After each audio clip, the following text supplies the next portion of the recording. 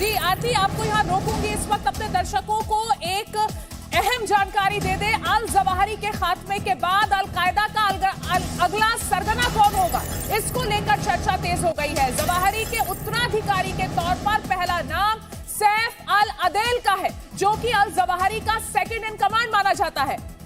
तो इजिप्ट की सेना में कर्नल रह चुका है ये, और संभावित उत्तराधिकारी के तौर पर इसको देखा जा रहा है। और जो दूसरा नाम है वो अब्दाल रहमान का है। और जी मीडिया संवाददाता कृष्ण मोहन जो इस बड़ी खबर पर लगातार हमें अपडेट्स दे रहे हैं। कृष्ण मोहन, अगला सरगना कौन होगा, इसकी भी चर्चा अब तेज हो गई है। अदिति, अगला सरगना आमतौर पर वही होता है जो सेकंड इन कमांड होता है। उसामा बिन लादेन जब मारा गया था तो अल जवाहिरी उसका सबसे करीबी था, सेकंड इन कमांड था, और अल जवाहिरी ने अल-कायदा का लीडर हो गया था। अब उसके बाद जो भी ये सारे नाम चल रहे हैं, इन्हीं में से कोई एक लीडर उनका हो जाएगा। लेकिन इसमें जो सबसे बड़ी बात है अदिति, वो है मैसेज, और मैसेज भारत के लिए।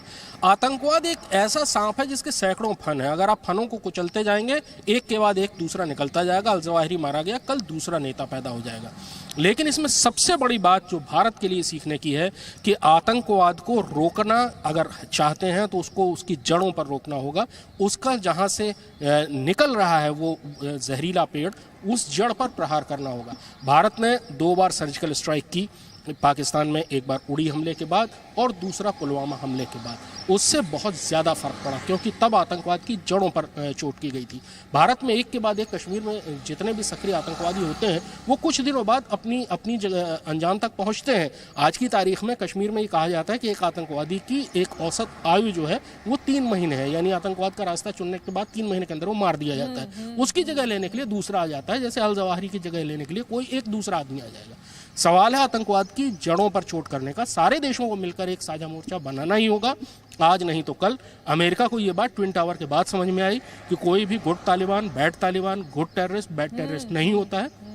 आतंकवादी आतंकवादी होता है। सारे देशों को मिलकर उनकी जड़ों पर प्रहार करना होगा। भारत ने ये कार्रवाइयां शुरू की हैं, लेकिन अब जरूरत होगी, शायद दुनिया के देशों को कुछ दिनों बाद समझ में आएगा, लेकिन ये बात समझ में जरूर आएगी कि सारे देशों को मिलकर, जो भी प्रजातांत्रिक लोकतांत्रिक देश है, ऐसे देशों पर कार्रवाई। जी कृष्ण मोहन, आपसे और अपडेट्स